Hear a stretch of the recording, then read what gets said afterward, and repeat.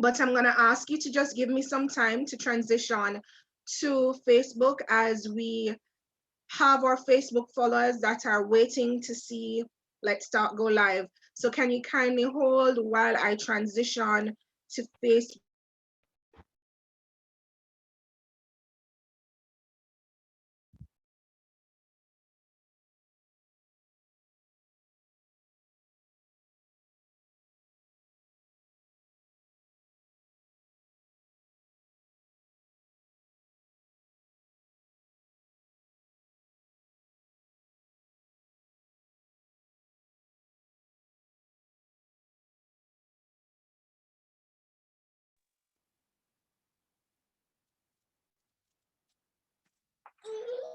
All right, no más.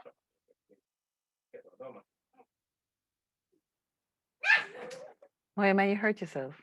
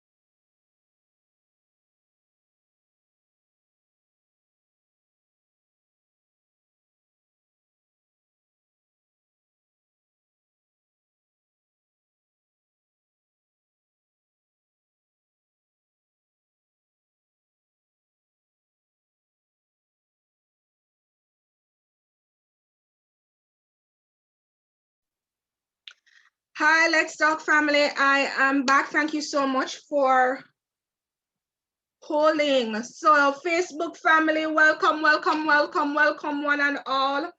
Welcome one and all.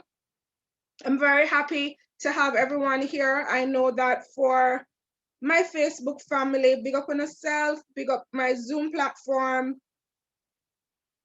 I'm truly excited about tonight, and I know that my guest speaker is here, and I'm gonna do my preliminaries and have her start. But you know how Let's Talk starts. So if you're a part of Let's Talk family, we do this every Sunday night, and we start the same way every Sunday night. So let's go, Pinky.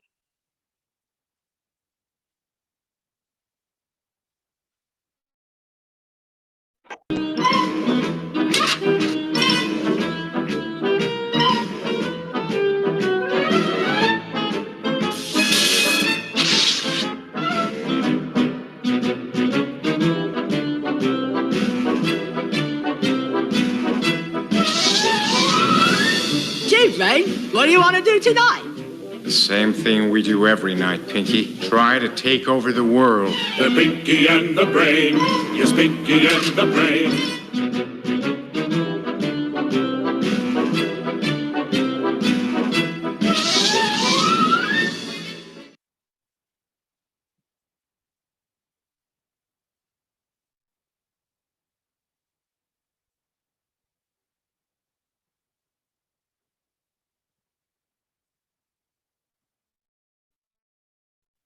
Thank you so much for joining my dear husband, who does not want to be called a co-host of Let's Talk. We are a family, We look at the platform as a family platform. The aim and the objective of this platform is to ensure that at the end of the day, the kingdom mandate is advanced, and by whatever means necessary, we will provide the information that we can provide to ensure that people are doers of the word and not just hearers of the word. Last week was a phenomenal week for us. The week before that was a phenomenal week. This is season 2 for Let's Talk. And so last week we spoke about the economy. We spoke about where the economy is at, and we spoke about our role in what is happening. We know we hear the doom and gloom, but at the end of the day, solutions is all that matters. We need to become solution oriented.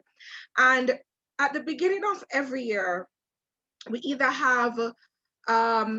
set goals, or we have some form of resolution.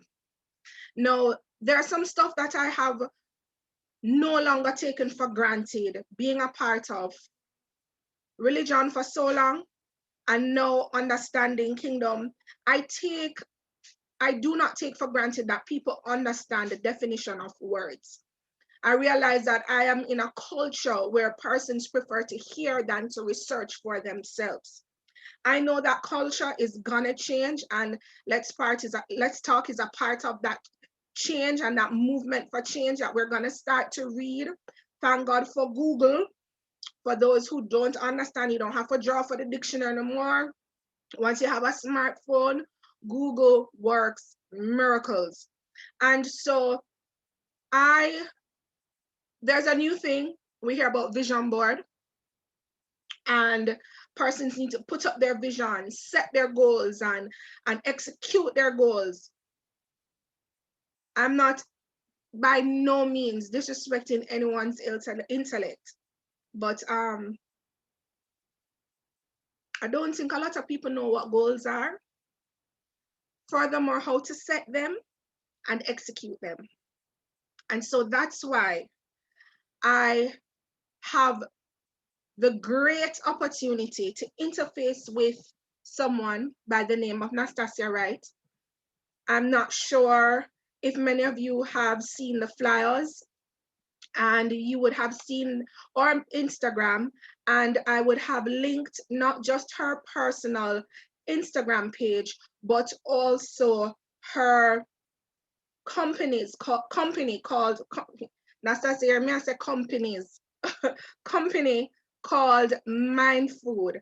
And I do read her motivational Mondays, and I sat down and I follow her as well on LinkedIn. No, I am not a stalker. I just realized that when someone has something to offer, you need to ensure that you are absorbing as much, because I have come to learn that being a part of the kingdom, no one person carries everything. And because no one person carries everything, you have to learn to feed from someone else who has or who is anointed to carry a particular thing. And so before I ask her to join us, I realize I'm not seeing her, but I know she's here. I just want to tell you a little bit about Natassia.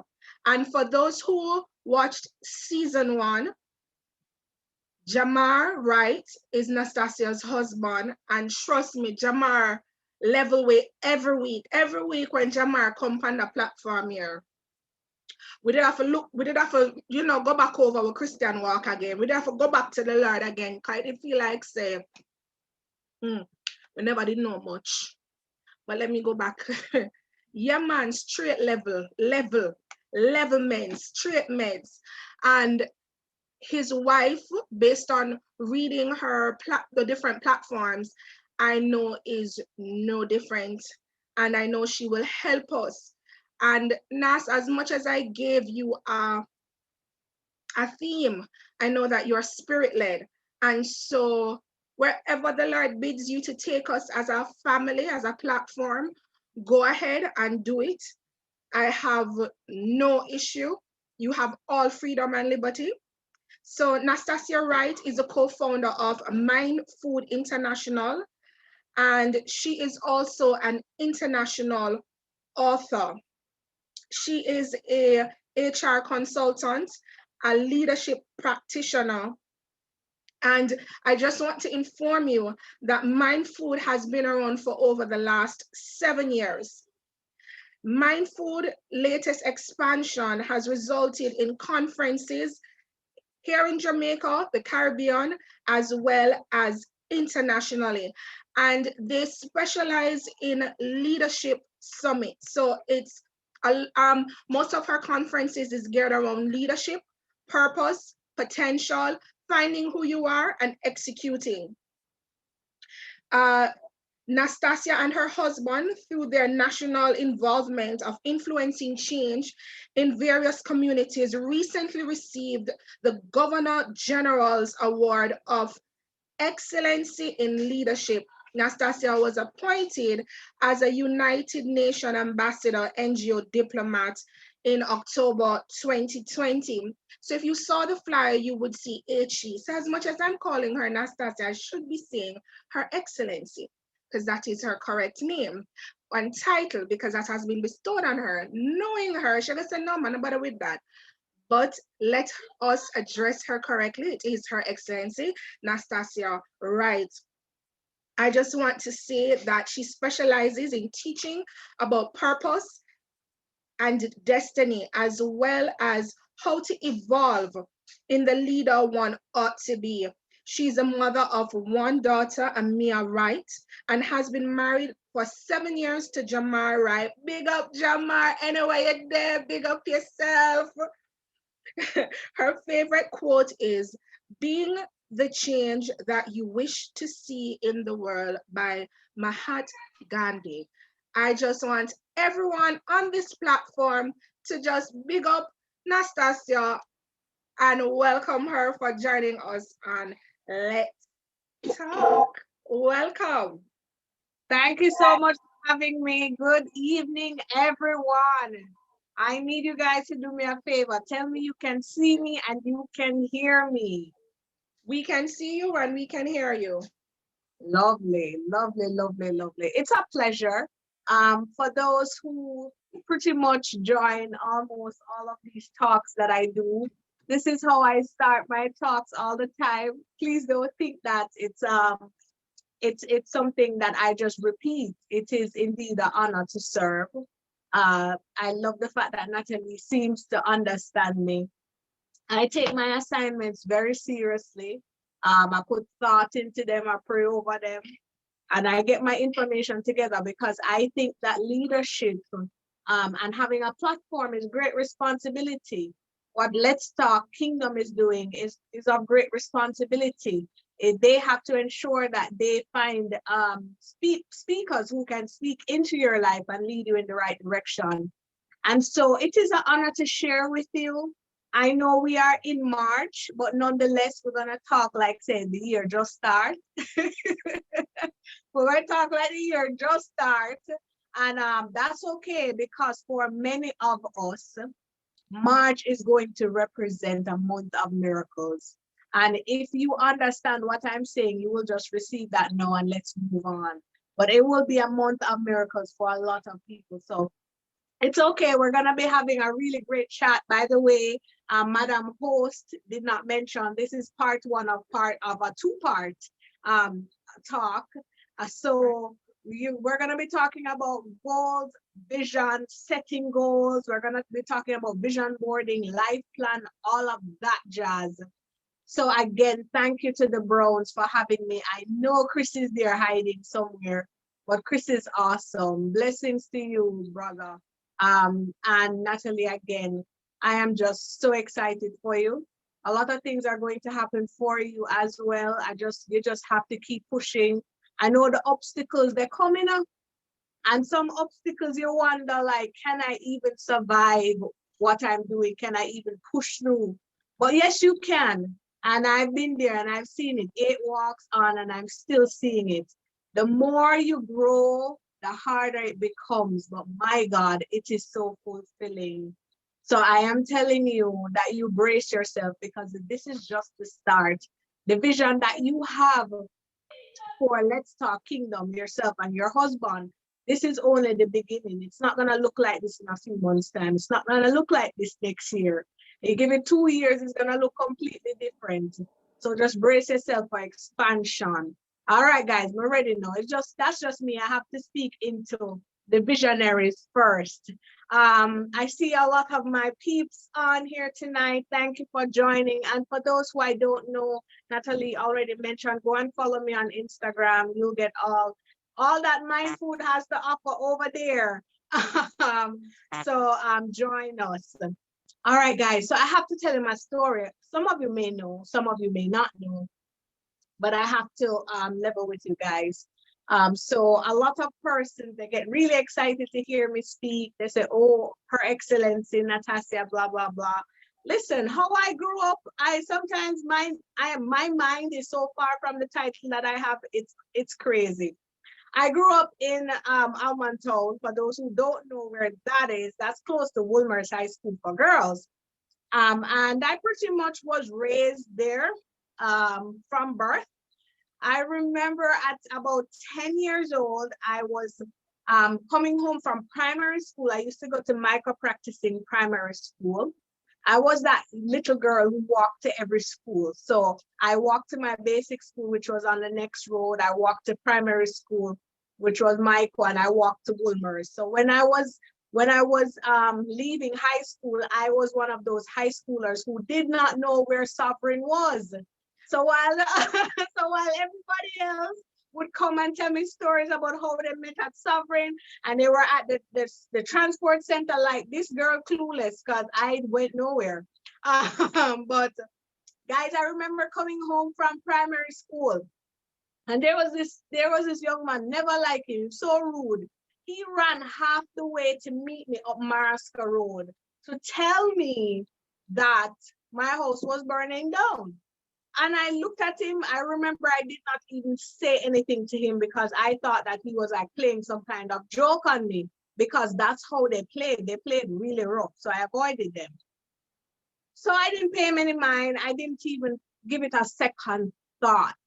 Guys, by the time I went to my yard, the lane where my house was, I started noticing something. So like, I saw my grandaunt at the side of the street crying. My granduncle, he was rubbing his head. He was, all kind of craziness. I saw a lot of people right in front of my house.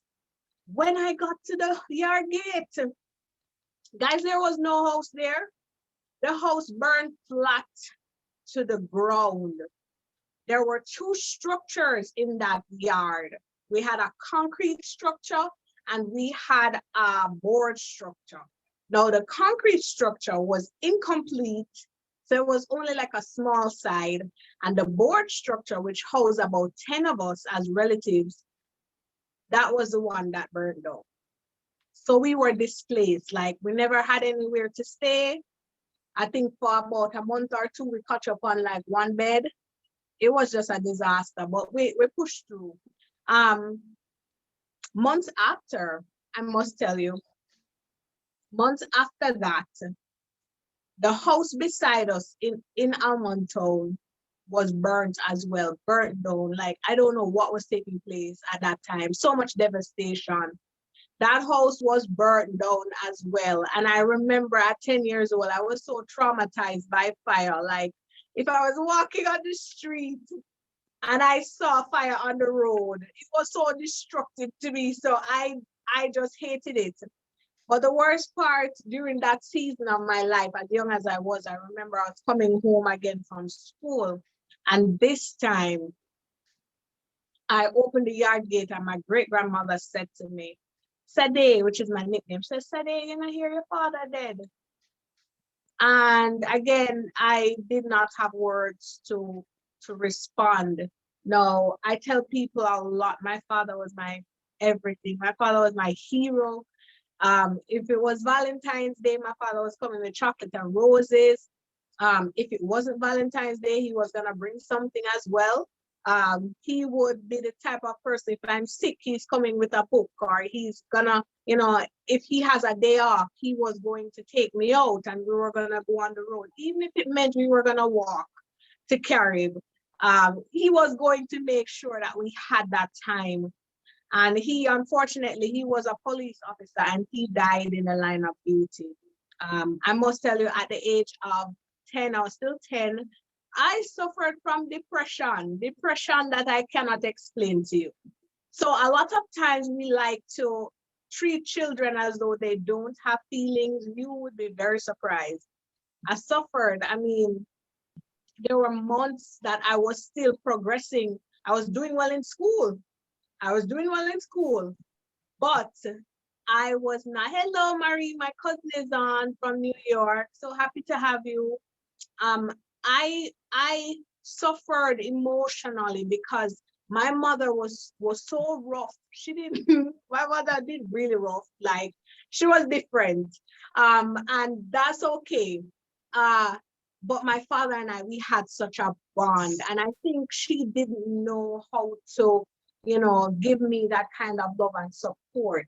And I think many of us on here, we have parents like that we don't understand. And sometimes we give them space, or we say, you know what, I don't feel like calling, or I don't want to talk to him or whatever, because they never treated me with love. Let me remind you that your parents, oh my gosh, your parents, we were literally commanded to honor them regardless. There is no single human being that can give you what they do not have. So I'm sorry to say that you may not have been grown with love that you think would have been necessary for your growth and your development. However, maybe they didn't grow up with love, so they didn't have that to give you. And so they express it in other ways. It doesn't mean that they don't care or they don't love you. And so I'm pleading with you. I don't think I've ever done this before. As an orphan, I think it's my responsibility to let you know that if you have parents, you need to honor them, because you don't want to know what it's like to not have them. And so I just wanted to put that in there, that you need to go and visit them, pick up the phone and call. You're gonna be very late if you wait until something happens and then you go to funeral and you bawl and you give them a grand splash. Listen, don't do that. Enjoy the time with them now. Yeah, so I pretty much went off right here. I didn't expect to do that. So guys, my father's death had such an effect on me that I would have needed counseling, but in our Jamaican society, we don't really place emphasis on that, especially when you're born and raised in the ghetto. Nobody is really telling you to go and seek counseling, right? Everybody's expecting you to just continue as things are normal. Now, years after, my mother ended up getting married, so happy for her. She had gotten saved, and we moved from Almonton. We went somewhere close to Mullines roadside, right? Not Mullines, Walton Park side. And so we were bonding. We were growing on each other. We started to have a good relationship. We could talk. She would tell me about how she was raised, some of the obstacles she faced. Mind you, she was still very rough, but man, by the time I was 16 years old, I think I accepted that, listen, that is just my mother. If I should ever hiss my teeth and let her hear, she's going to give me one big thumb. So I just accepted that. That's just my mother, love her dearly.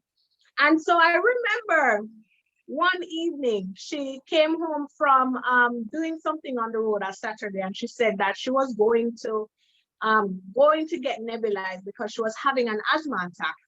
Now, mind you, my mom had asthma attacks so often, so I didn't take it for anything. I would usually follow her to the hospital, and then we would head back home. Now, this time in particular, it was just myself and my brother at home. So she said, you know what, you stay with him. I'm going to go. Just get the taxi for me. I'll go and I'll come back. So at this time, 16 years old, when my mother told me that, that was the last time that I saw my mother alive. Now, many persons would ask, like, what was going through your mind at that time? I don't know. I don't know. It was like it was a dream again. And I remember saying, God, you already took my father. Like, how do you expect me to know hope without her? You know, I was in disbelief. Tears didn't come until probably 2 days after. And I want you to follow the story because you're going to understand why. So no, this happened this Saturday night that she died from the asthma attack. Monday morning, I have 8 CXC exams to sit. Yes, you got it correct. I see Natalie blinking her eyes. So I had the Sunday morning and the Sunday evening to supposedly study. And then Monday morning, I had to go to school to do exams. Now, I had quite a number of relatives that said, listen, Nas, we understand and we know that, you know, you want to do this at this time, but we don't even know what you're going to be able to do because, you know, we have been rocked by this tragic event. And, you know, I remember saying to my uncle at the time that this was all she was looking forward to. So I am going to go do the exam. And I went to school the morning. The first person I spoke to the Monday morning was the security by the gate. And he was a very good friend of hers. And by the time I started telling him the story, you know what happened, right? The bawling started. And I would have had to repeat that story about 10 times throughout the day before I sat exams. But my principal was so gracious. She gave me extra time if I needed. She put me in a little corner by myself. It was tough, guys, I must tell you, because there were many papers that I sat through that I could not recall what it was that I was doing, that I cried so much. The ink and the paper just made a serious mess. I had to probably start over, but I knew that I was going to do all of them because she kept saying to me that all she wanted me to get was 6 out of the 8 subjects. So in my mind and heart, I was just pushing to see if I could get the 6 to at least fulfill her wish.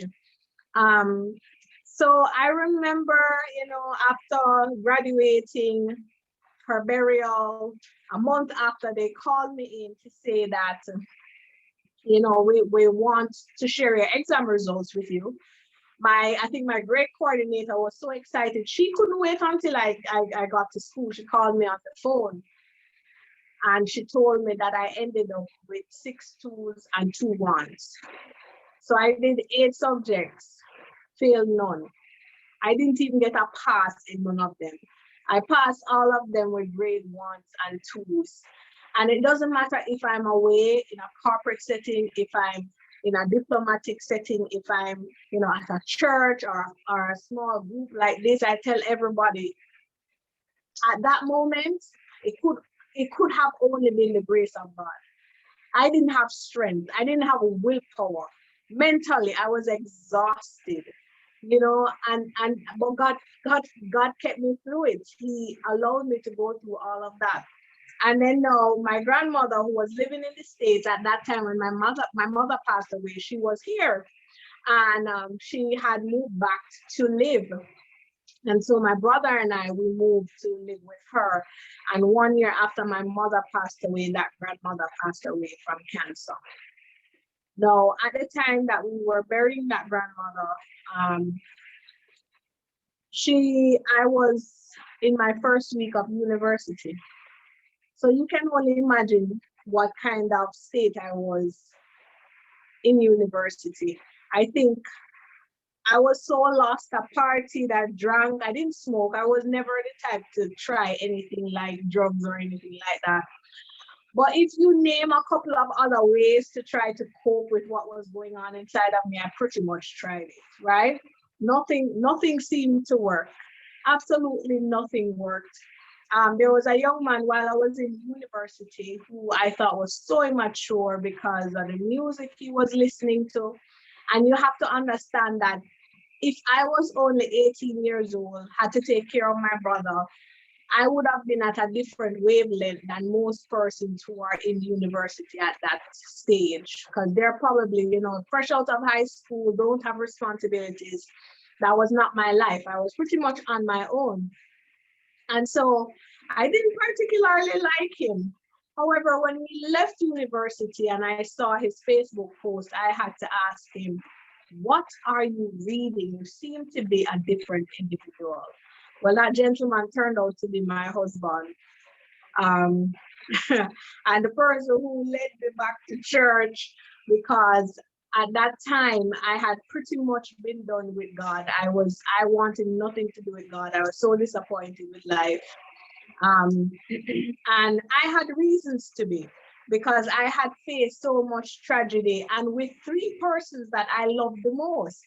So I was suffering and I could not understand why all of that had taken place. But guys, by the time I recommitted my life, I can never forget that day when I was in Forfeit, and the sermon was over and I went up to the altar.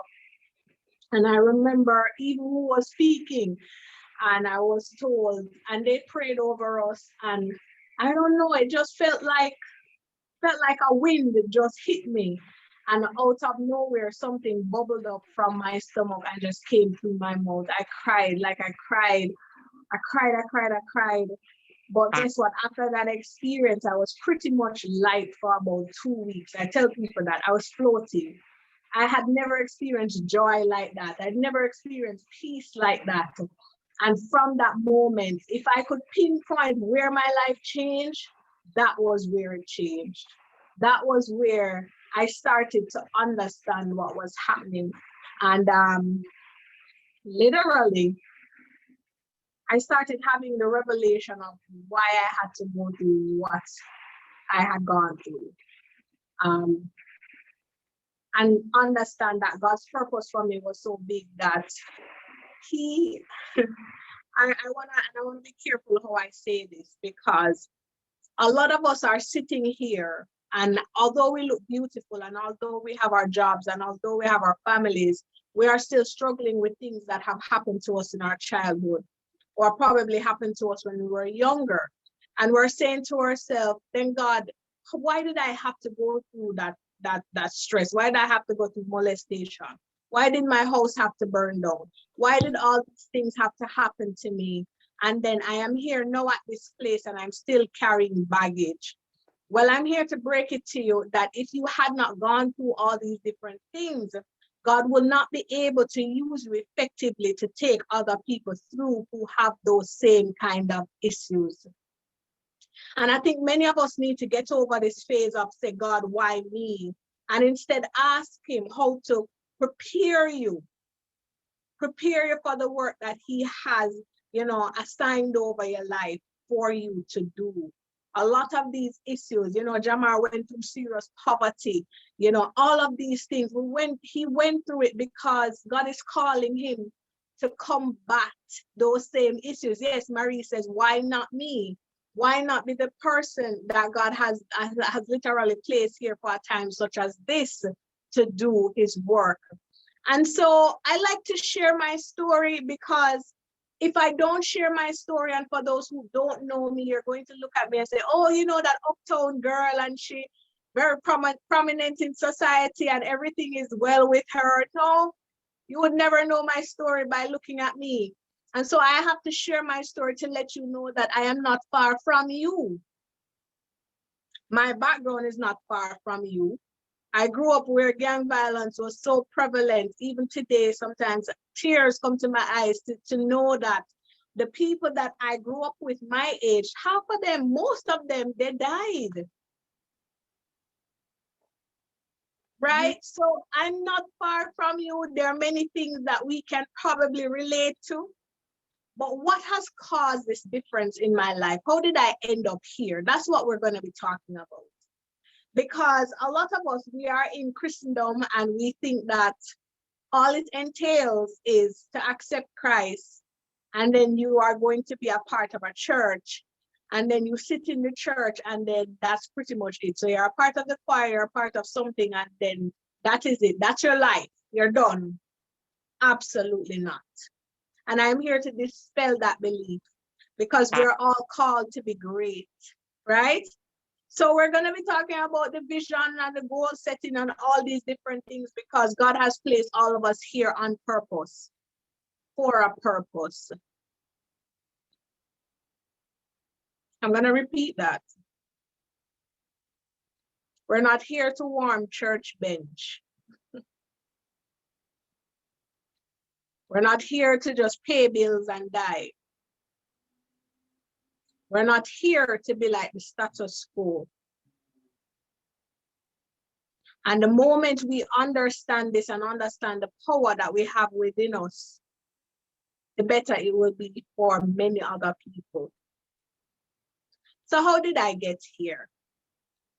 Now, I must tell you that from I was young, I always had big dreams. I would always see myself doing something on a stage with a whole heap of people. But guys, I don't know what I was doing. Some dreams I was singing, some dreams I was talking. I didn't understand it, you know, and I am still such an introvert. I'm going to promise you that as soon as I am done talking to you guys, I am going to go wrap up in my bed somewhere and I'm going to be good, you know, relaxing and putting the phone away and all those different things. But there was something from I was young that always told me that I would be great. Did I know how that was going to happen? No. While I was in university in my most depressed state, did I truly believe that? Maybe not. But I kept holding on.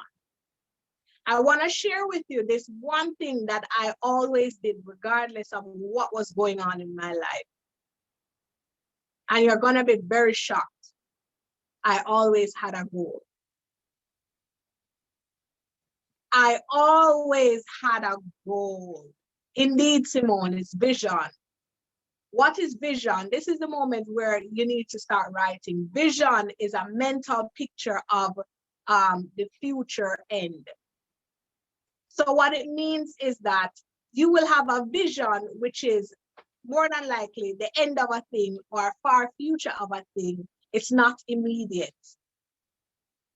So even as I'm talking to you here, quite a number of you have already had a vision, but you don't understand it or you don't know how we are going to be able to do it. That's a vision, a mental picture of a future end. What's a goal? The goal literally quantifies a part of that vision.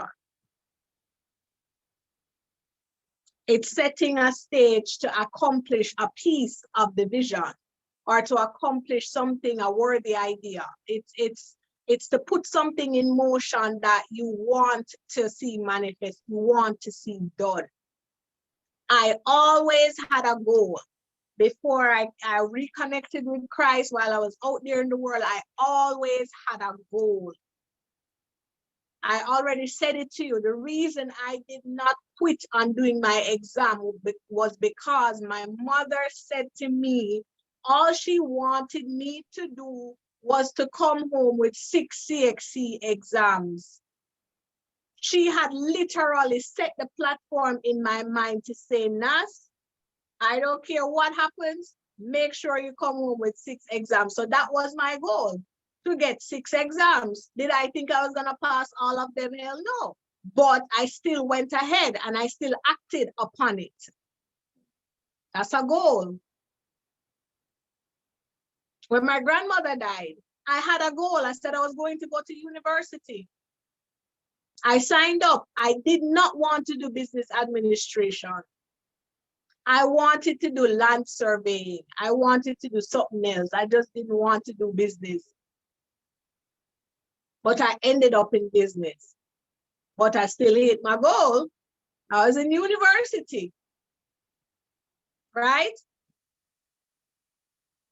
You need to have goals.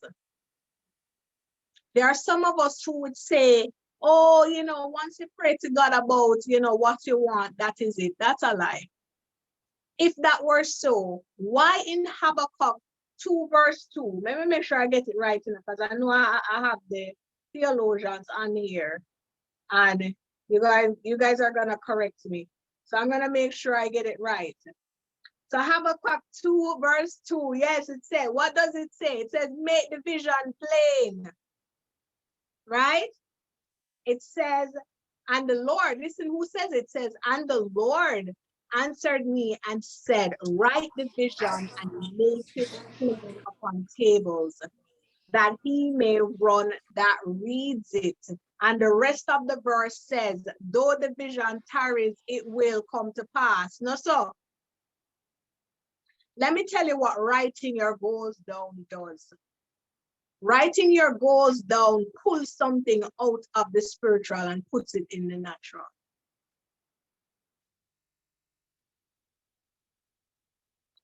Yeah, many of us, we say, okay, we want to buy a house. And it has been on your heart for so long. And you've never put pen to paper. You've never written it down somewhere. You've never even as much as put up a picture on the wall and say, okay, I want a house like that. And then what happens? 10 years pass, you're working. 20 years pass, you're working. 30 years pass, you're working. You still don't have a house. You still haven't made any effort. It could be because the goal is not done. Let me explain something to you. When you say something to yourself, you may believe it, but it's not going to be as effective as writing it down and reading it to yourself. It's not going to be as effective as making smaller goals, sub-goals, and achieving them one by one. All right, now Go ahead, say that again, slower.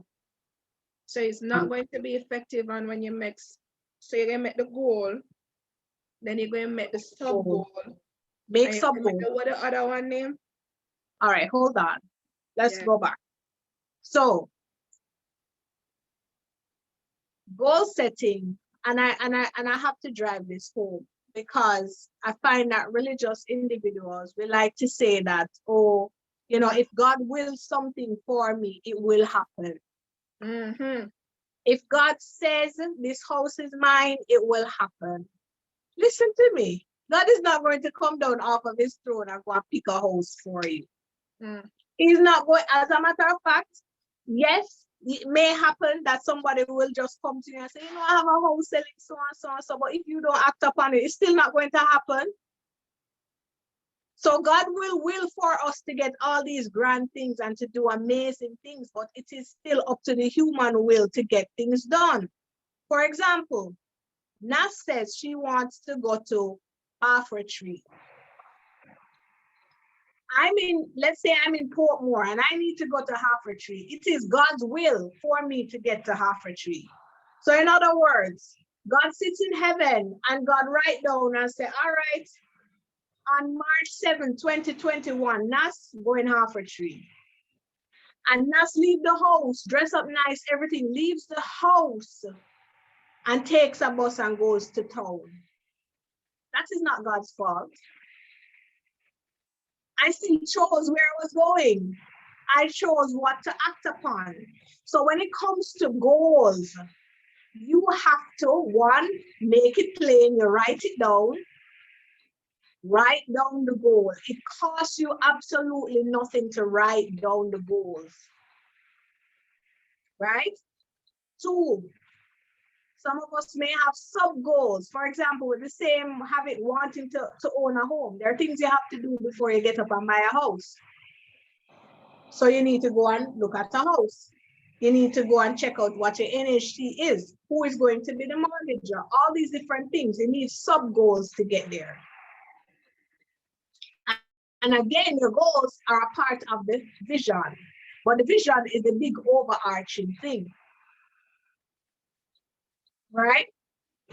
So you need those goals and sub-goals.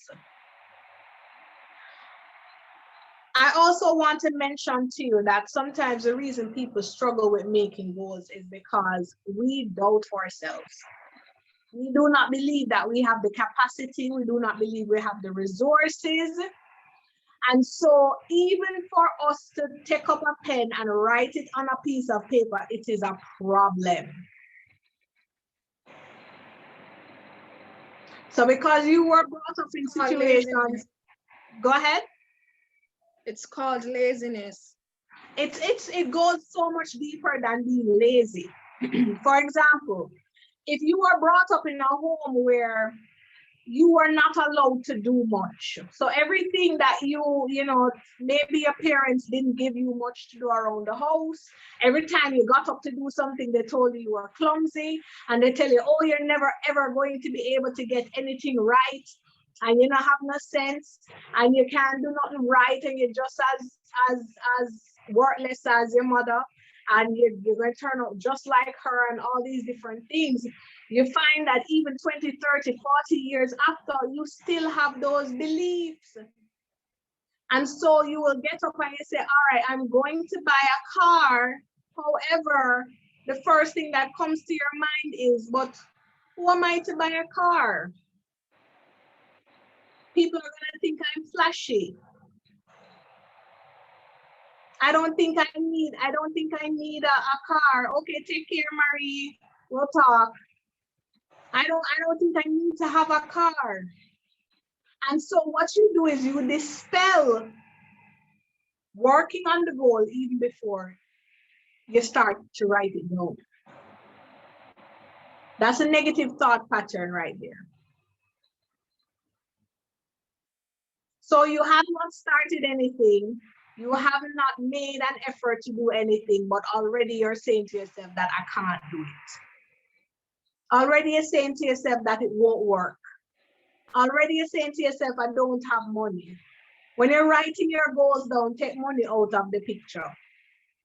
And I'm going to explain to you why. I'm going to share about 2 things on vision for you to understand. The first one is, where there is no vision, there is no provision. What does that mean? If you do not have a vision for your life, if you do not have a vision for your company, if Let's Talk Kingdom does not have a vision, provision will literally escape you. These people who get up and set up companies and then do an IPO and make millions and billions of dollars, all they share are ideas. That's all they share, and the provision comes. Well, God is similar. I must tell you, God is like the master investor. And before he hands you out any resource, there needs to be a vision. He needs to be able to trust us. What are you going to be doing? Clearly, you cannot be spending on yourself or your family only. He wants us to live well, but I can tell you that you will get more if you're doing more. And I hope you guys are writing, because we're gonna, and if you feel led to ask a question, please, you can raise your hand, you can pause, you can talk. Don't feel free to interject at any time. So a lot of people, they do not find provision, there's lack of funding, lack of everything, because they do not have a vision for themselves or where they are going. Almost every organization, when you step into the company and you are in the lobby, you usually see a vision statement up. True or true? True. You always see a vision statement up. Why do you think they do that? It's a reminder to not just the employees, but also to the customers of why the company is there. Where is the company going? Why should I buy your products? Why should I invest in you? Why should I want to come and work for you? So guys, if we get up every day and we buy things from different companies and they have their vision, and we work for them and they have their vision, why shouldn't we have vision? There's a story that I heard and I'm gonna share it with you. Many years ago, there was this gentleman who is a skilled archer. I don't know if some of you can remember the 1800 movies where they have the bow and arrow people when they're at war, they're the archers. There was this skilled archer. Like they say that if you were to, for example, you were to put an apple at a particular place and he was supposed to shoot his bow and arrow into the apple, he could hit the apple, and if he shot another one, he could split the arrow that he shot the first time with the second one. He was that skilled. Let me repeat. So if he shot an apple, the first arrow that went into the apple, if he shoots a second time, he could split the first arrow that hit the apple because he was just that accurate and skilled. And somebody said, you know, I can train Natalie and I can train Chris and I can train Marie and I can train Simone and I can train Albert to do the very same thing that he does. And you would be thinking, but how is that even possible? And the individual says, yes, it's simple. All we have to do, if we were to have a competition between you and the skilled archer, all we have to do is to blindfold him. And he would miss his target every single time. So I am here to let you know that it doesn't matter how skilled you are, how spiritual you are, how enlightened and how, you know, intellectual you are blindfolded if you do not have a vision and if you do not have goals. Ouch. You will not go anywhere far without those. Without vision, my people perish. How much clearer can it get? So if you lack skill, if you lack talent, if you lack intellect, if you lack everything else that is required, but you have a goal, isn't that profound? Mm-hmm. But if you have a goal and you work towards it every single day, eventually it will work out for you. But that's the thing, none of us, you know, people are not focused, where there's nothing that we're working on. If you look into the day and the life of people today, you get up, guys, I'm not bashing you, I'm just a talker team. Bear with me. Bear with me. You get up in the morning and you drag yourself out of bed. Listen, you know, you drag yourself out of bed. You get dressed, you make some breakfast for the kids, and then you drive off to work. And before you get to work, you're praying and you say, God, I just can't take no stress today. And you're dreading it and all these different things. And then you get into the job and you're frustrated. And then you come home and you get upset with everybody. And just before you go to bed in the night, you're saying to yourself, then God, is this it? Let me wake some of you up. It is not it. We were called to dominate. That's what dominion means.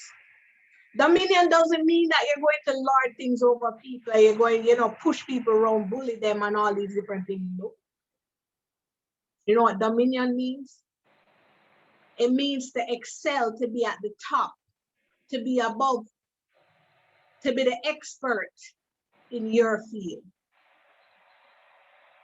We're all called to do a particular thing. You see a vision, it pretty much involves that thing. That same purpose talk. I don't want to go into that because we hear it all the time. You are called to do something. And yes, we have to work to feed our families and pay the bills, but I am saying you need to at least fuel yourself up enough so that when work over and you got your yard, you have something to do. There is something that you are working on. What you see Natalie and Chris doing, they are working on that vision. They spend time, they sacrifice because they have a mandate. That is not life. That is not it. And that is why a lot of us, we don't feel fulfilled, because we are literally working on other people's vision. We give all our effort, strength, time, and we pour into all of that into something else. When you go to church, you probably do the same thing too. Because some of us don't even have the sense to understand what our gifts are and where we're called to, and what areas we should be putting our time and effort in. Please don't lose me, you know. Don't get lost. I'm just explaining point by point. We were called to dominate, to have dominion. So you getting up, going to work, fussing over the kids, fussing over your job and your manager, everything, that's not life, guys. That's not life. Everybody have a vision. God has laid something on everybody's heart. And it is to make human, the human life force, if you want, the human, it's there to make humankind's life better or easier. Everybody, I don't care what you think. Your mother could have told you that you were a mistake. Somebody could have thrown you away at the side of the road. Everybody. Everybody. If it means that you sing a tune that make people feel lighter, if it means that you have a restaurant so you feed people and they feel happy, whatever the case is, you have something. Do not get caught up in the rat race that you work, pay off the bills, and then next month, the 25th, the bills come again, and you're saying to yourself, boy, this is not working. Because there's more to life. And that is why having a vision is so important, because when life starts to beat upon you, because life, the school of hard knocks, knows how to punch us in our face. When the hit comes, if you have a vision, you won't quit. Personal ambition is different from a vision. A personal ambition is different from a vision. Now, personal ambition, so I have to tell you, because I don't want you to go right, don't say a vision is to be a superstar. That, no. I don't want you to go write that down, all right? So, personal vision is what Nas wants for myself and my family. I have a dream car. It's a, babes, what's my dream car again? I don't know where he is. GLE Coupe. That's my dream car. It's a Benz. At A them. white one. At them.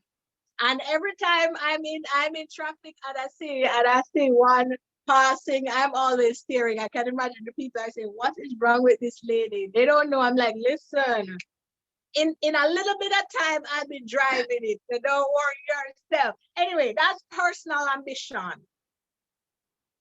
Personal ambition could also be me wanting a house. You want to know why those are personal ambition? Those things don't serve Chris and Natalie. They don't serve everybody else on this platform. Pull up, pull up, pull up, pull up, pull up, pull up. So let's go again. Right? Yes, So miss, because you have to do it, you know. I'm telling you, I have to do it last. Because a lot of personal ambition has become their vision. And there's a lot of justification for it. And that's what, sadly to say, the prophetic has become about. Sorry, I'm not chopping over here. Listen, I'm trying to behave myself. You see my husband's face? I'm trying. The lot of prophetic word is about a personal ambition because now serve glory. Continue. Yeah. Continue. Guys, there's so many different other examples we can give. Behave. So the personal, and Chris, me I go behave. You hear? She not listen to me. Me I go behave. Your personal ambition, it's for you and your family and your friends. So it, you know, God, you have to have those. You need things on your list, right? Because we have to enjoy life while we're here. And your personal ambition could be flying to, you know, Africa to take beautiful pictures in wildlife and blah, blah, blah. That not serve nobody. That does nothing for anybody else. Now, if I decided that I want a truck so that I am able to take large amounts of food to drive all over the island and give to the homeless, that's a vision. I am explaining it because I told you earlier that where there is no vision, there is no provision. So I'm letting you know that, listen, God is not just going to get up and fund something that you are going to use for yourself. He's not in that business. He's not in that business. And guys, I love to level with people. That is why I'm so careful about the platform that I have, because others get excited. They like the whole idea of Her Excellency, and they like the whole idea of somebody who is an influencer. I don't like that name, you know, but it's okay. Who is an influencer or who is out there. They like those kind. They like when people like that are on their platform. But I am always into what is your platform about. Because I don't want to misuse what has been given to me as an assignment to do on something that is not in line with my values. And I have to warn you that sometimes you get the vision, you know what it is that you're supposed to do, but because you're so focused on yourself, you will end up misusing it, just like Natalie said. Your vision is to help mankind do better and be better. Do better and be better. Look at Bill Gates. Why is Bill Gates a billionaire? Bill Gates has made our lives easier. He gave us Microsoft, right? Steve Jobs, what did he give us? The Apple computer and the iPhones that everybody likes to show off now, right? The Neesbury iPhone. So you have to ensure that your vision's purpose is to make mankind better. That's where your provision comes. And I'm going to be honest with you as well. That's where influence comes. It is not until you tap into your gift that you will get influence or have people following you or have people wanting to know what it is that you're doing this week, or have people coming at your door calling and say, hey, I want to hear a story. Come tell us about what it is that you do. Come and sing something for us. Come and speak at this event. It is the vision, the purpose.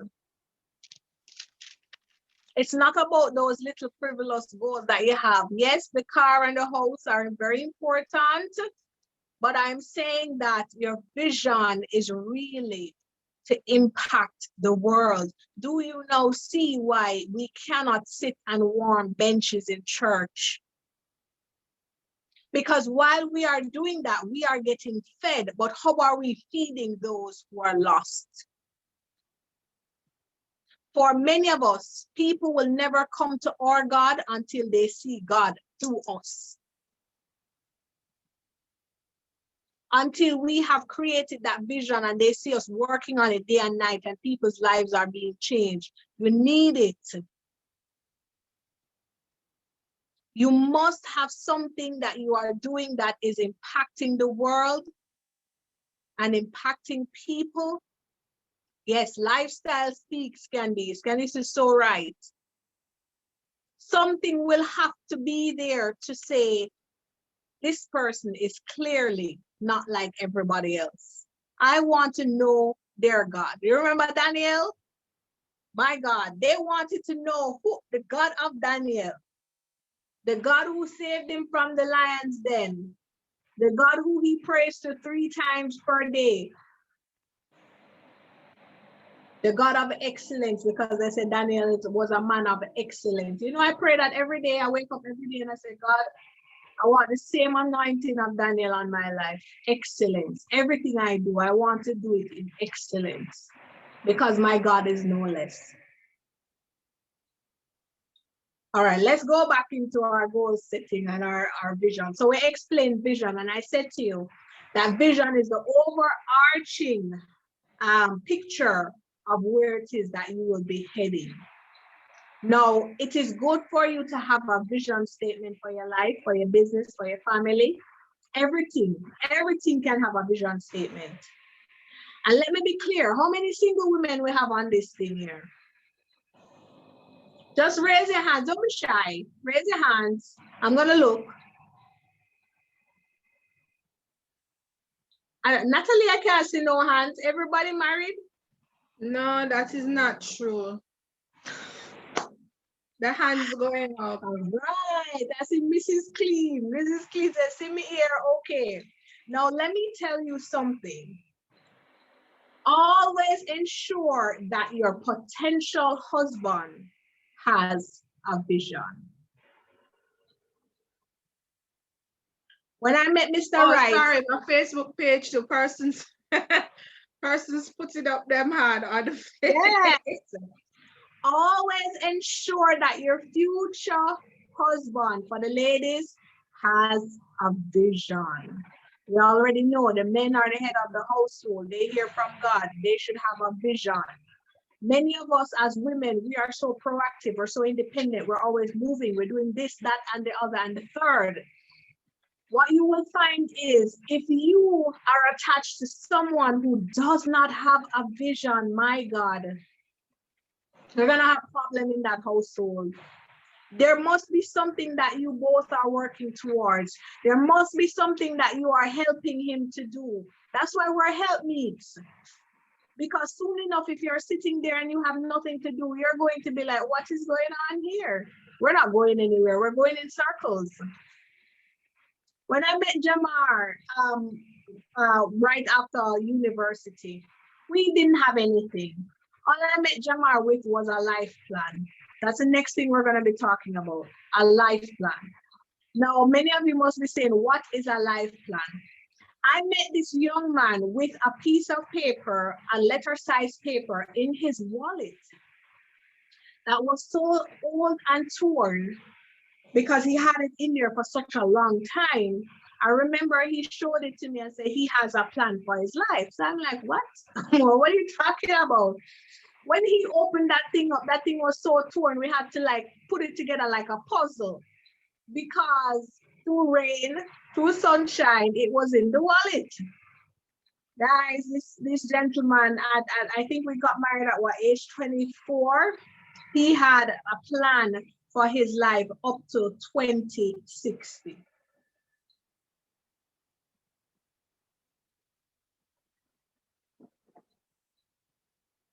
Let's take a moment there.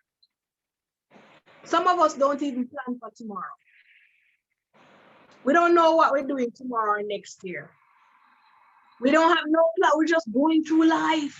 Yeah, because remember some go church and say tomorrow will take care of itself. Oh, okay. But if you don't make the vision plain, then exactly how the working part is going to go. In fact, while we don't worry about tomorrow, it is God who has given us the vision for our lives. So we should have something working towards. He had a plan up to 2060.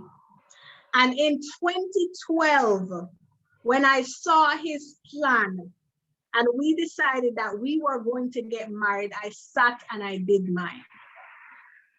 I still have it till this day. I was looking for it to come and show you because people don't believe me. I could not find it, guys. I don't know where else to look. I really looked. I wanted to share something with you. I did my plan as well for up to 2060. A few years after, when I looked at those plans, I realized that some of the things that we had written down had long come to pass, much quicker than we had on the paper. I remember when I met Jamar had that he was gonna get married in 2035 or something like that.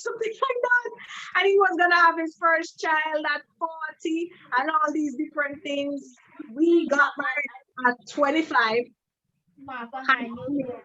26.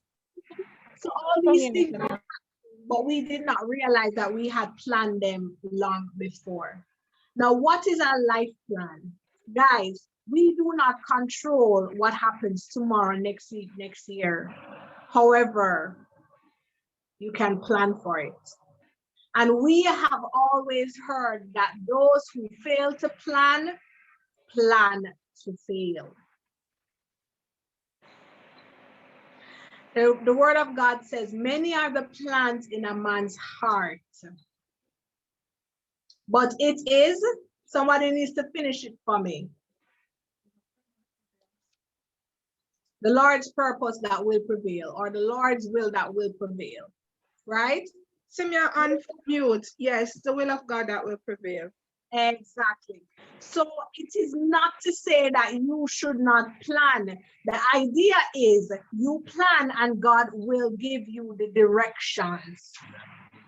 You plan and he will guide you along the journey. You plan and then wherever he wants to make a shortcut, wherever he wants to accelerate it or slow it down, whatever the case is, he will take care of that. But it is in the man's purview to plan. How do you guys think we ended up with chairs and tables and phones and all these different things? If we really shouldn't plan, then why do we have all these gadgets? Why do we have all these things that make our lives easier? I kid you not, it is only in Christendom I see some of the most ridiculous things being said. So we are to sit and wait on life to happen to us while people in the world are creating machines that literally dictate to us how we should do things. And then we turn around and go and buy them. Or pray against them and realize that what was created. You know, it's so crazy, Chris Love. It's so crazy. It's so crazy. When internet just came out, a lot of people were saying, boy, it's the devil. Oh yes, watch night service did nice that time never come with the fee. So when it did reach 1999 coming into 2000, yeah, everything was gonna shut down. Yeah. Yeah, we thought that. That was what we were told, right? But lo and behold, 2020 came and everybody had to find themselves on the internet to keep the connection going, guys. If it's working out there for people who are not in the kingdom, how much more will it work for us? It's a principle. If you decide that you're gonna go on your rooftop and jump off, the law of gravity is going to work anyway.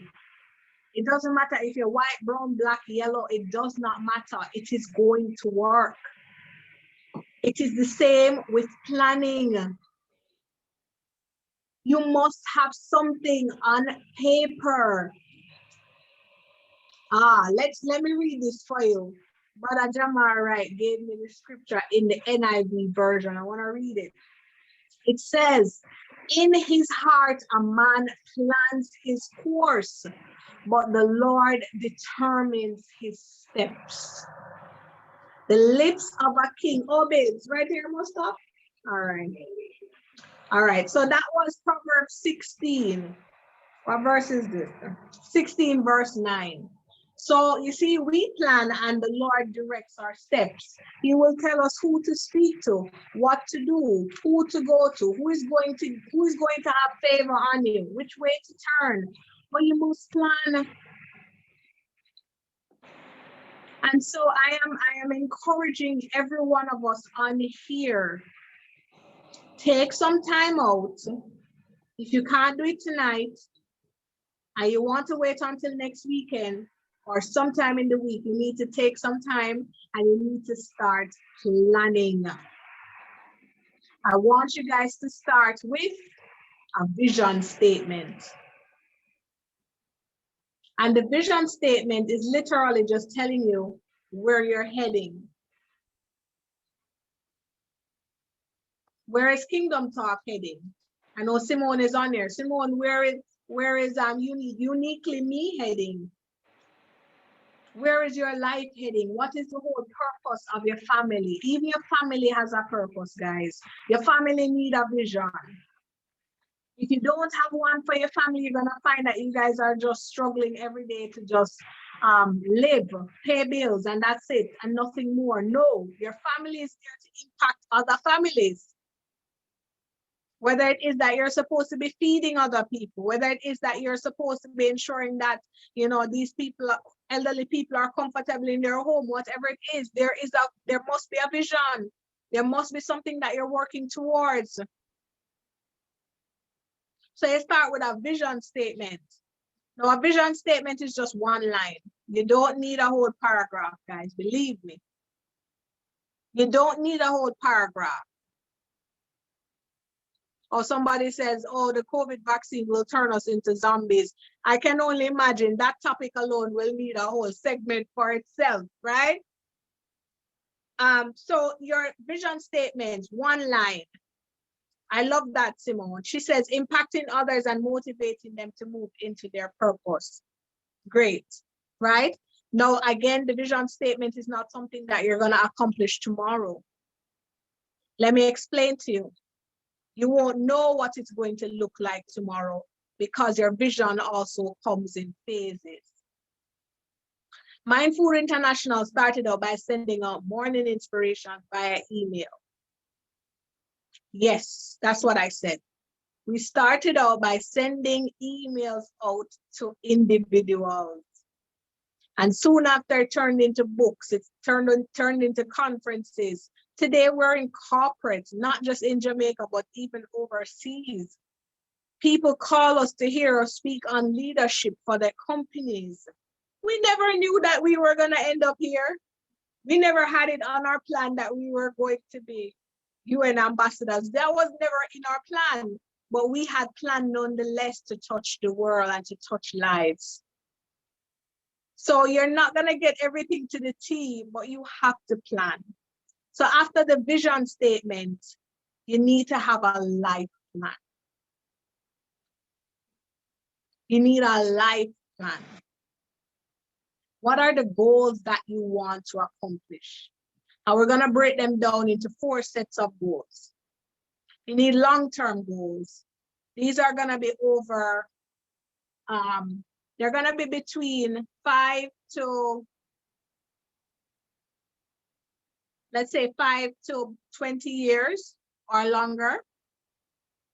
Then you have some short-term goals, right? Or you say mid-level, because these are going to be from over 2 years to 5 years.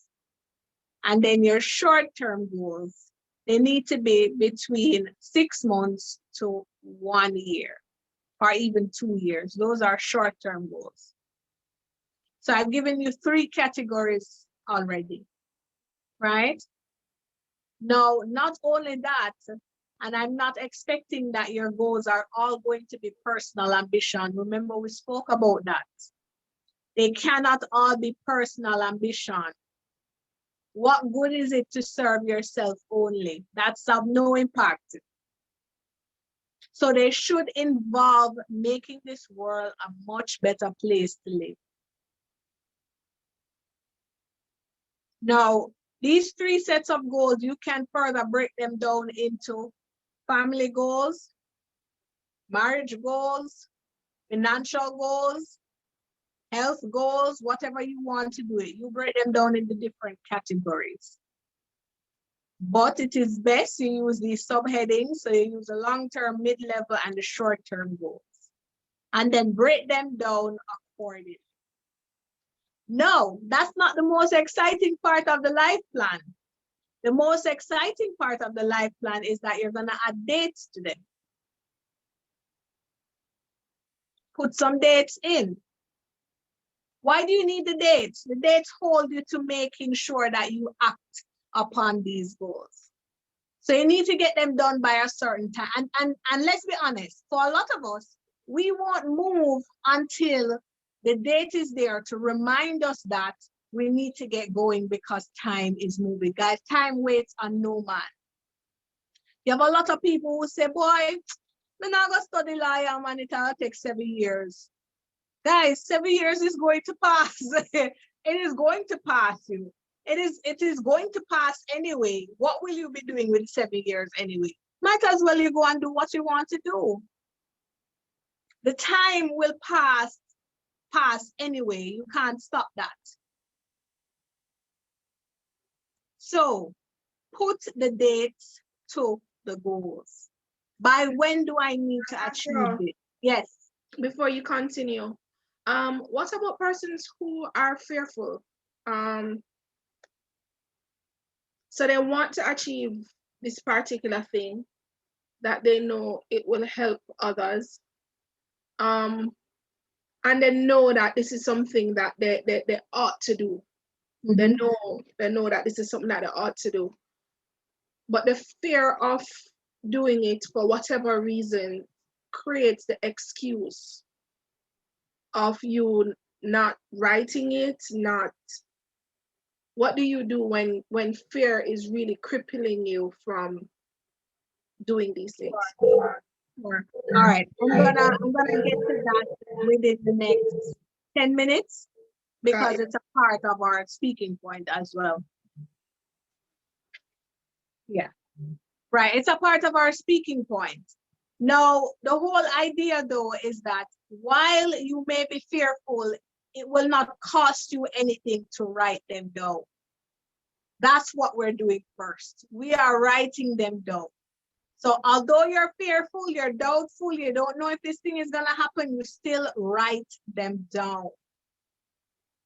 And even as simple as that is, it's a major blockage for a lot of people because they will never put that on paper because it just does not look realistic. I hate to hear people say, oh, make realistic goal. What is a realistic goal? What is a realistic goal? This morning I was listening to a program. It was a TEDx talk. There was this Google, I don't know what you call it, Google expert. He literally created, he was one of those who created the Google platform. And he had a goal the first year to ensure that they had a traffic of 50 million users. And he missed that goal. Second year, he knew he missed the first year, missed the first goal. Second year, he said his goal is now 70 million users. And he missed that one too. The third year, he says, okay, well, this year I want 100 million. He missed the first 2 years and he still kept going higher. 100 million users. That year, Google pulled in 140 million users. You may feel fear, you may feel doubt, it doesn't look like it's possible, but it does not cost you anything to write that thing down.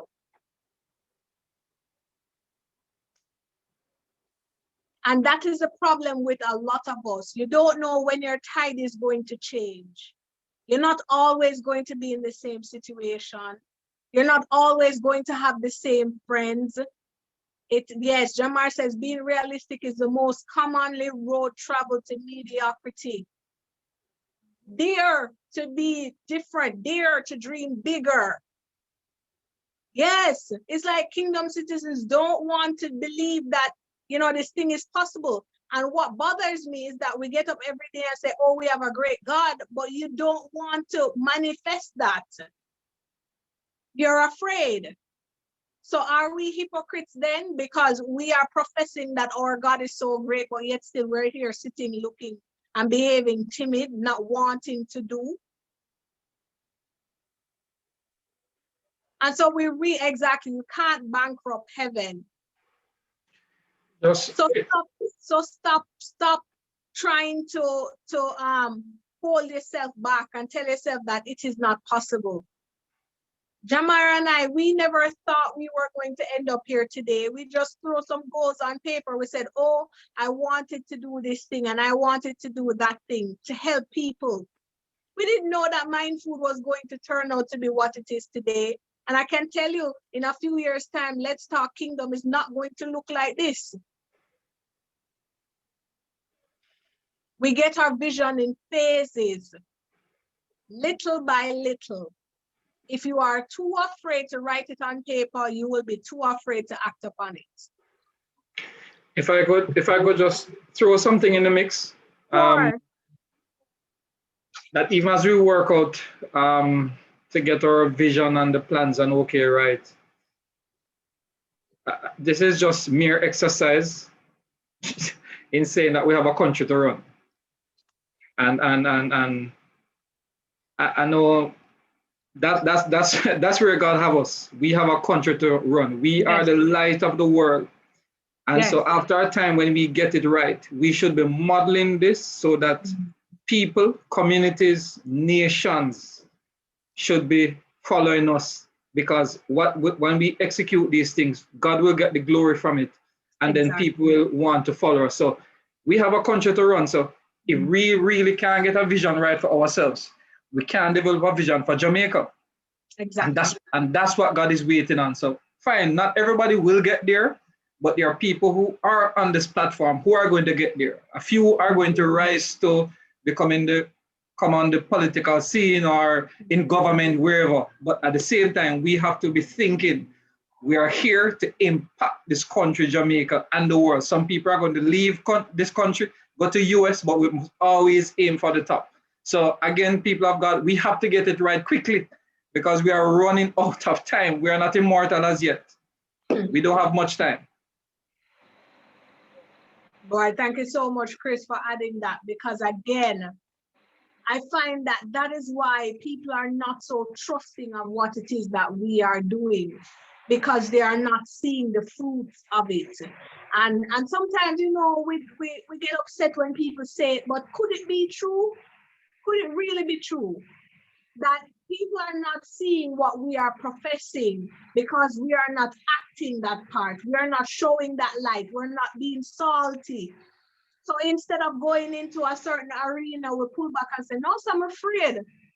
Who, me? I'm not mixed up in no politics, all of them evil. Then what if God has placed it on your life for you to be the change? What if that is your destiny? Go ahead, Chris. Yes, and it's a cycle that we have to break, because we find that quite often each generation come and we are working for the same thing. We want to achieve a car, we want to achieve a house, and that's where the dreams stop, right? I was speaking to my son Benjamin, and I said, Benjamin, I don't want you to be coming to work for house or car. You should be working to improve humanity. That's what this thing is all about. And listen, there's this conspiracy theory now about Bill Gates, and he's, you know, behind the vaccine and all of that, and they're wanting to control society and all of that. Whether that's true or not, the fact is, this man is not worried about food, clothing, where to live, how much money. He has enough time on his hand to think about, if it's true, where he's going to direct humanity. And it's really sad that even us as Christians, that's where we should be. But we are getting up every day, hitting this 9 to 5. And the truth is, we have to do it because we inherit a system that we really have to just go out there trying to earn something, ensure we have a coverage over our head for our families. We have to take care. But we have to think bigger than that. We have to break that cycle. I mean, can you imagine you spend 70 years of your life, you get a car, the newest car, you get a big house and that's it. That's it. Or you get 2 cars and you get 3 houses and that's it. No impact. And that's what our vision and life comes down to. It's bigger than that. And while we're pushing to achieve these things, other people in the society who are not Christians are planning for our future. Yes. They are planning for our lives. They are setting up technology and setting up the economy. And we're just going around with our heads held down, just from hand to mouth. It can't work. We have to break that cycle. Working for food is not enough. Working for shelter, oh God, it's Bare essentials. it can't be. We can't be. We have to break that cycle. We have to break it. It's a sin to be working for that. That's not what purpose is all about. Can't be about a house or car. You know, dear Chris, you have spoken with so much passion, and I feel you. I feel you. It's the same with us. Like, we have found that our prayers, even our prayers, sound different because we recognize that there are not enough people to represent us, and definitely not in the different arenas. And so you have to be praying and saying, God, send us the resources, open the door, send us to the right people. We want access to the most influential and powerful, whether in politics, music, whatever the case is. We want access because they need to have godly people in their ears. Now, while we are at a level just working the bare minimum, even if you say you start a business, a lot of us don't know this. You start a business and you say, okay, we're gonna, let's say we're going to go into the business of potato chips. I'm just using an example. Don't you know that you can have 4 guys go in a room and just shut down potato chips industry and just come out tomorrow and say, okay, potato chips is no longer healthy for you. We're going into sweet potato chips.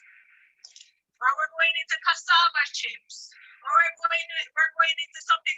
You have to have access to these different worlds at different levels. And I find that this is the difficult part with getting our people to that mindset. And that's the last thing I'm going to be touching on, the mindset. Because guys, the truth is, you can have all these wonderful goals down, but if you do not change your mindset, you're not going to achieve anything. Because you cannot operate as normal and then expect to get these big things done. It's just not going to work.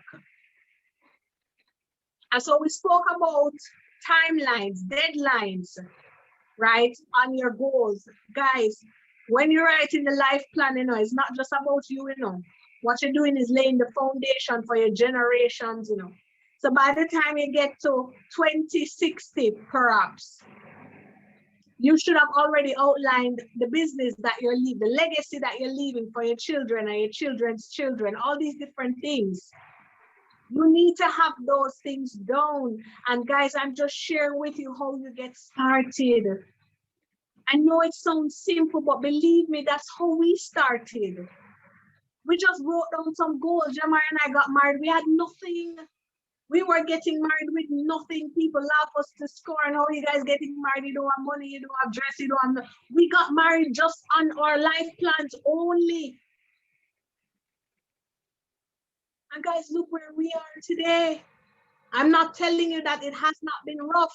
I'm saying that yes, it came with a lot of obstacles. However, you need to make the vision plain. Remember that vision statement. I need to write the life plan down. Now we're going to go into your everyday goals. Let me tell you something. I try not to start a new week without my list of goals for the week coming. So today is Sunday. By Sunday night, I should already have a list down as to what I need to get accomplished for this week. It's now the beginning of March. You need to get your list down for what you need to accomplish for March. Again, if you do not have plans in place, someone else is going to plan your time for you. If you do not have these plans in place, someone else is going to plan your time for you. And that's a trap that we get into. that, oh, I work so hard, I don't have time. You find an hour. When you come home from work, try and find an hour to work on something that belongs to you. Work on something that is yours. You cannot sit idle. And you cannot say to yourself, oh, a business is going to be hard. How do you know that? You haven't started. Or you don't have the money, but you don't know who is going to be willing to invest in your company. I mean, when we started our journey, people just started to pop up from all these different places. And they would call us out of the blue and say, hey, Jamar, you know, you and Nas could so and so and so. And I'm like, really? Interesting. I was just praying on that. The provision comes. Let's get back to this, the small goal settings. Ensure you have your list of goals, whether they're financial, health-wise, whether it is that is a family goals. Guys, you have to put the pen to paper and make it work. I think the enemy purposefully does not want us to know these things because he wants us to be a drifter. I don't know if any of you on here have ever heard of Napoleon Hill's Outwitting the Devil. It's a book. No, it's a book that Napoleon Hill Wright. He wrote it as if he was having a conversation with the devil. And I know a lot of Christians a lot of Christians would not want to dive into that book. Let me tell you something, you better go read it. There are some things that the enemy literally uses as strategies against us. And I think that book is so divine because in the book, Hill has a conversation with the devil, and the devil calls people who do not have plans for their life as a drifter. So he calls people drifter and non-drifters. Who is a drifter? Someone who literally just gets up and allows people to plan their lives for them. People who does not go against the norm. People who just try to fit into society. They want the least and they want nothing more. And then you have I'm going to repeat again, and then you have the non-drifters who are the ones who decide that I am going to make my own platform. I am going to speak and I'm going to carry a message and nobody will stop me from speaking that message. The non-drifters are the ones who will look at the Bible and say, I will read this for myself and I will understand what it is saying. And I will not wait on somebody to come to me and say, oh, I have a word for you. You don't have to wait on a word. You have access to God as well. Right? For the type of people who decide that they are going to defy the odds and they are going to go after the best of the best. Those are the non-drifters. I want to share a short story with you because I don't know how much time I have and I don't want to take too long. No, till 7, Nas. Okay, good, because I'm up on the last part. Jamar and I went to Negril many years ago. I think it was before we got married, babes. By the way, I'm so rude. He's all the way in the living room and I'm here and I'm calling out to him. Stay with me. So we went to Negril. This was before I was even pregnant, anything like that. And we were just having we were on a C-bike. And we had put it in a morning charge. We were on a C-bike. It holds 2 people and the 2 of us would pedal and, you know, we can move about on the sea, right? So we were there chatting. We were not pedaling. So we pedaled a little while and we stopped. Guys, this is like 30 minutes after. So when Jamar and I looked where we were, we never close to the shore. We were so far away and we did not realize that the current the tide had literally brought us so far away from the shore. When we recognized what was happening, we had to pedal so hard to get back to shore. And that is the image I want to leave with you for a drifter and a non-drifter.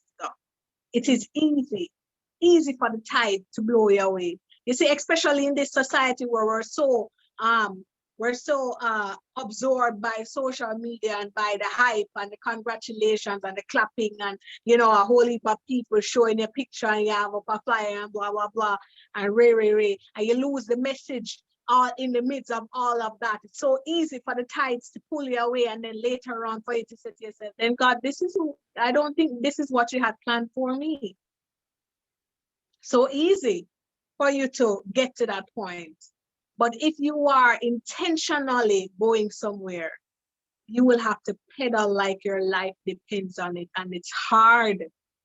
There are many days that you're going to have to go through different struggles, but you get to where you want to get to. The sea will not just take you somewhere. No. You will be intentional about where it is that you need to get to. I'm hurrying up now. Now, what is vision boarding? Guys, vision boarding is so powerful. They did a study a few years ago, and they placed some professional weightlifters. They gave one weightlifter different weights to lift at a particular period, heavy stuff, because remember they're professional. And they gave this other one just a picture and for him to imagine he was lifting weights. Now, I'm going to shock you with the results.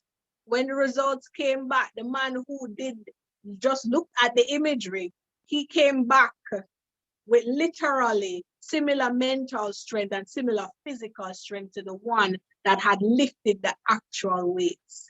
Guys, pictures are powerful.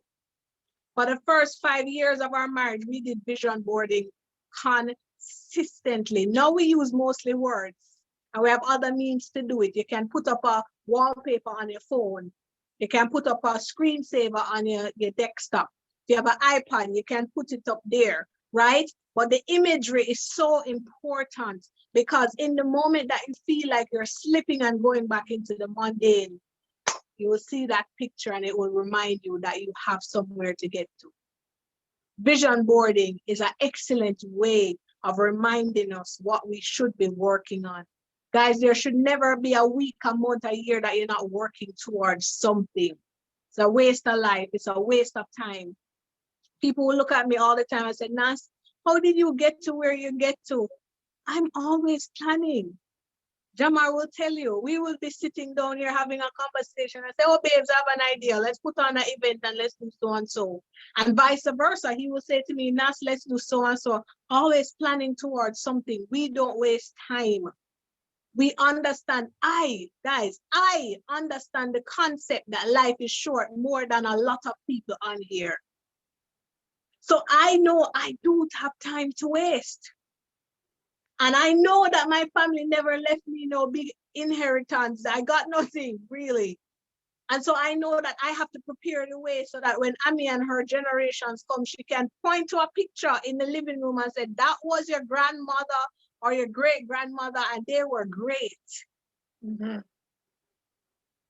Let me tell you something, guys. I'm going to shock you. I wrote my eulogy in 2012. Yeah. I wrote my eulogy. You know why I did that? I said, nobody's going to determine my life. So already I know what are some of the things that people will say about me. Because I know people won't honor you until you're dead, you know. That's how it goes. So you don't know you're great until you're dead, right? And that was an exercise that I did because you have to know at the end of the day what it is that you want to be said about you. What are you working towards? How many lives did you touch? Who are the people who are going to be represented there? It makes no sense we try to be all suspicious about it. We're all gonna die. We're all gonna die, guys. But I believe it is important for us to make use of the time that we have now. Guys, you're 9 to 5. God bless your job. God bless your employers. God bless your company. I'm saying when you get back home in the evenings, put your stuff down on paper and work towards them. Cut down on your sleep. I feel like I'm going through a season where God is telling me to sleep too much. And so my sleep has drastically cut down.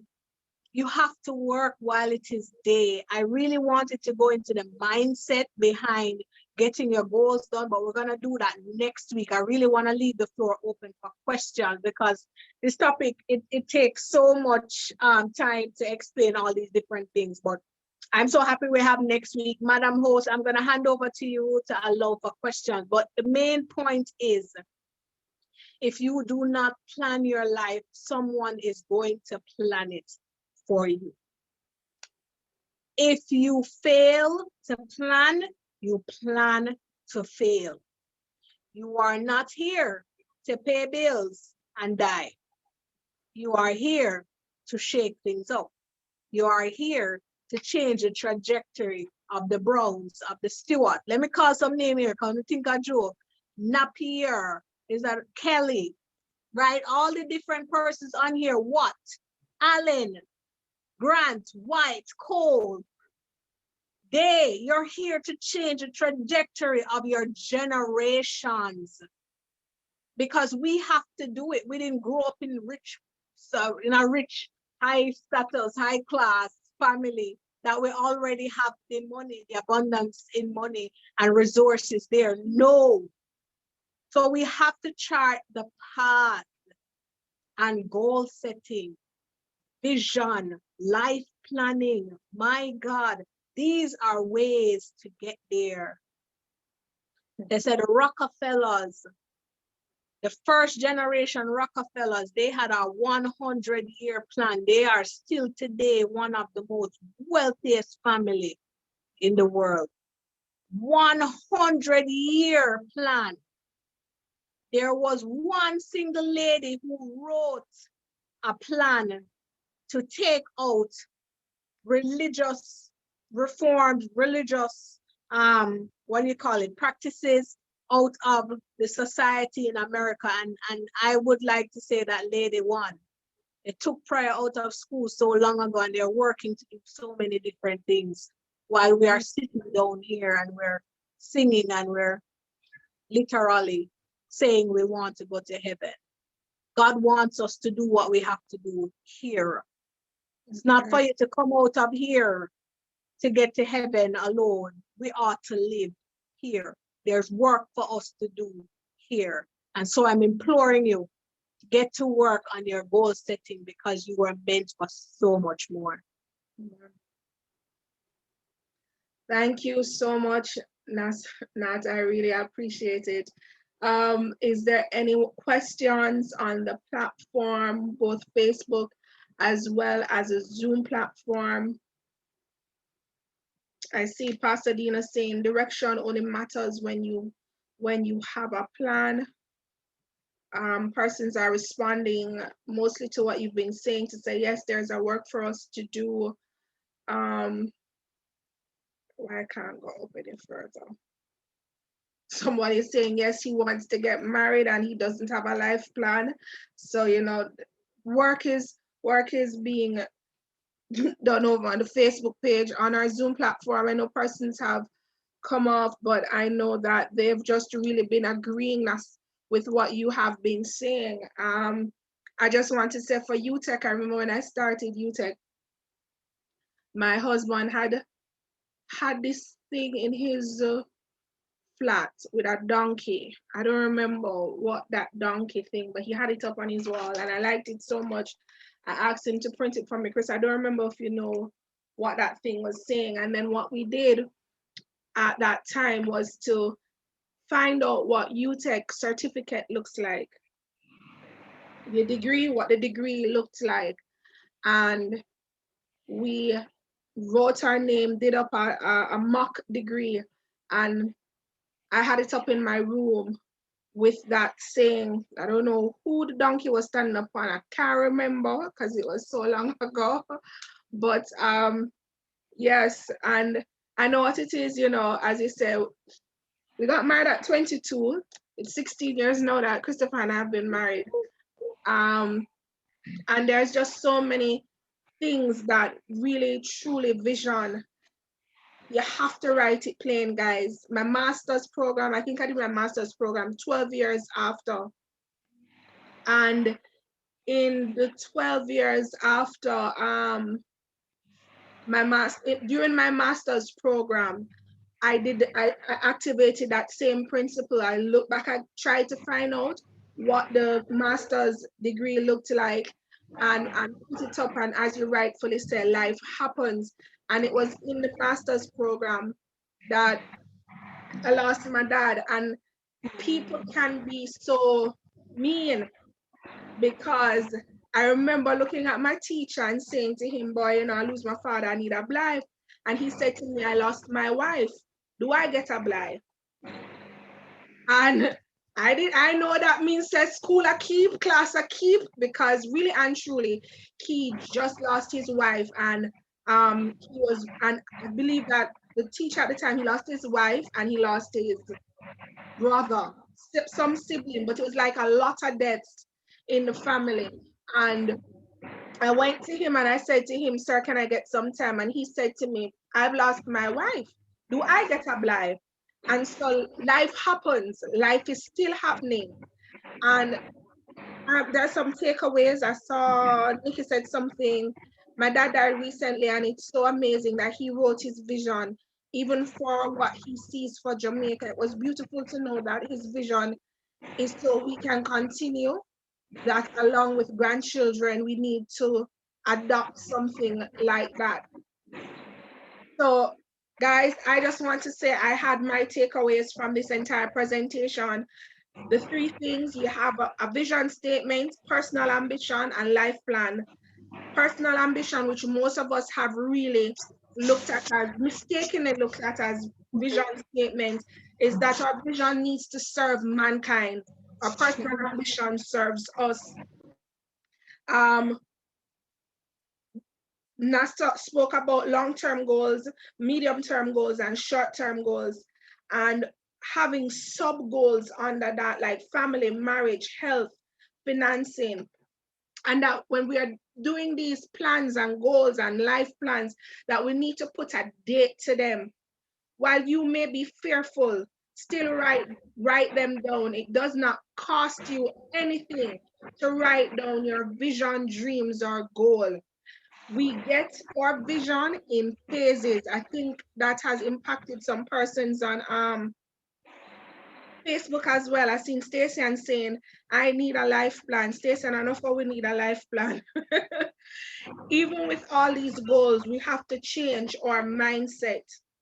There's also everyday goals, weekly goals, monthly goals. Guys, find the time to write them down, because if you do not have plans in place, someone else will plan your day and your life for you. Next week, she continues. It's not just a 1 week thing, because I know that there is so much to unpack, so much to download. That statement, the statement that I hold, my personal thing, is while you may be fearful, still write it down. It does not cost you anything to write down your vision, your goals, your dreams. Write it down. So even though it seems bigger than you, write it down. Majority of us will never see our dreams as realistic, because our dreams tend to always be bigger than us, serve more purpose than, the purpose is outside of us and our surrounding. And I just want to say thank you so much to everyone who stayed. Thank you so much to everyone on our Facebook page, all the pastors on the platform. Pastor Allen, I see you. Thank you so much for being here. If there are any ministers, we acknowledge you. Thank you so much. You're welcome. Glad to be here also.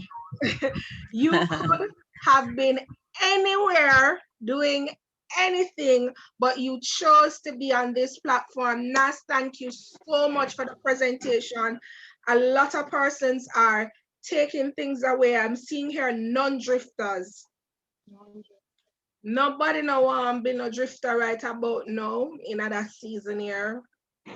COVID alone, the crime alone, these things have consumed us, and we keep to stay on our lane and just, you know, keep focused. Too many things are coming to distract us and to pull our attention, and we need to keep focused and to continue, because the more work we put in is the more we will see the changes that we want to see. Guys, once again, no, we start like how we close. I don't know how else to say thank you, but big up on yourself, and see you guys.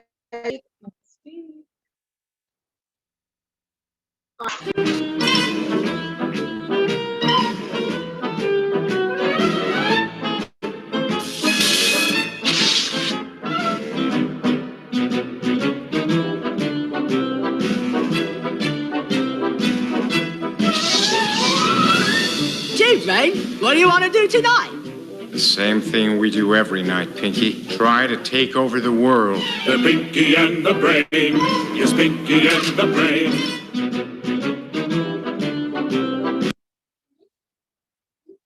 You know, yes, finish. So I just want to say, everyone, thank you so much. Okay, this is Matthew running in. This is one of my blessings. Just want to say thank you, everyone, for being on. Truly appreciate it. And to all my first timers, thank you. Enjoy your night and enjoy the rest of your week. Bye. Bye, Matt.